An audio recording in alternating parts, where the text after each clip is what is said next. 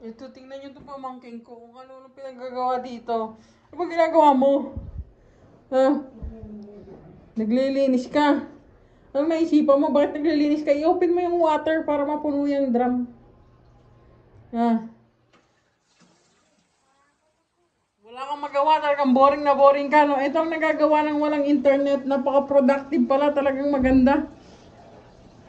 Isasama mo yan pati yan sa hega. Kuskusin mo, ha? Oh.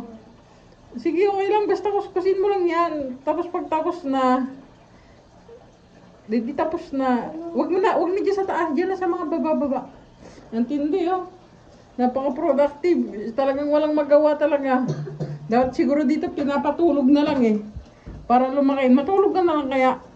Ha? Para lumaki ka. Para mawala yung sipon mo. Hindi naman puro sipon eh.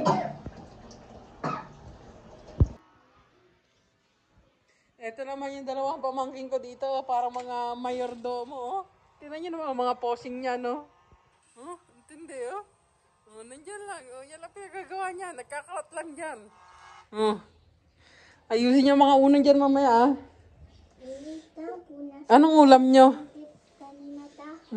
Wow, sarap naman. Sana all. Kaya pala bigla bumaba dito tapos bigla pinag-aayos yung mga nadyanta. Ganon. Kaya pala. Oo. Diretso ka. Giniginyan niya eh. Giniginyan talaga yung tita Manil yan. Ganon. Giniginyan niya pa agad oh. Anong merienda natin kaya ano? Manlibre ka naman kuya. Jollibee ha. Sige, manlibre ka naman oh. Order na ako. Really?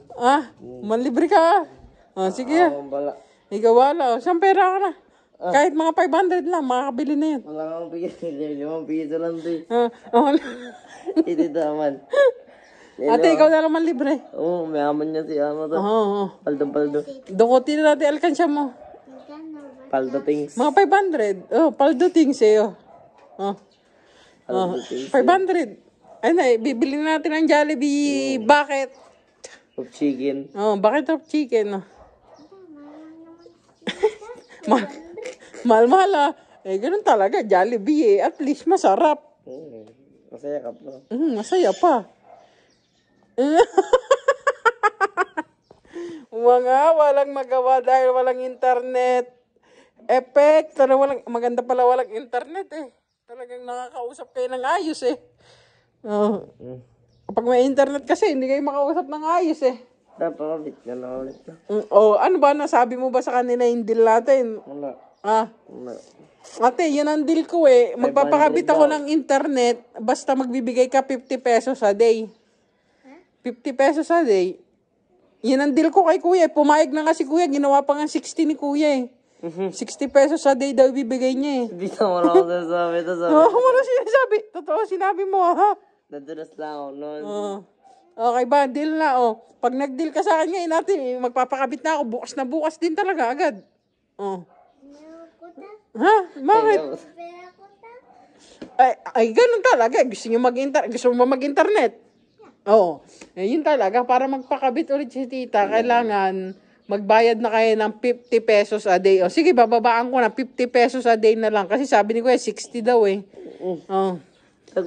Para sa inyo, 50 pesos na lang. Deal ba? Deal? Para sa akin daw, 30 lang. Pag hindi kayo nag-deal, kasi mabayaran natin, 2,000 a month. Ako lang lahat magbabayad dun lagi. Ako lang naman mag-isa lagi dito sa bahay, nag-i-internet. Kayo, ang dami nyo dun nag-i-internet. Thank you, tita. Kaya kailangan, kayo na magbayad ng internet. Okay ba ang deal ko? Hindi. Ha? Anong no? Sayang nga talaga, di ba? Di wag na tayo mag-internet, di ba? Kasi sayang ang pera eh. Di ba? Sayang ang pera eh. Pag nagbayad pa sa internet, monthly babayaran 2,000. Mahal-mahal. Di ba? Kaya wag na mag-internet. Yun ang magandang gawin natin. Kaya na lang. Dirty. Sabihin niya na sa akin pag okay na kayo, pag deal na kayo doon sa offer ko, 50 pesos a day.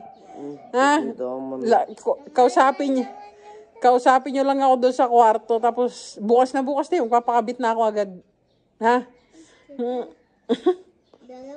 araw lang to, 100 pesos. Ganon. No. Eh si Kuya Ring nga, hindi na raw siya kakain eh. Maglalakad na lang daw. Ibibigay niya na raw yung baon niya dun sa ano. Para sa internet. Basta magka-internet lang. Para ma-PM niya na si Crush.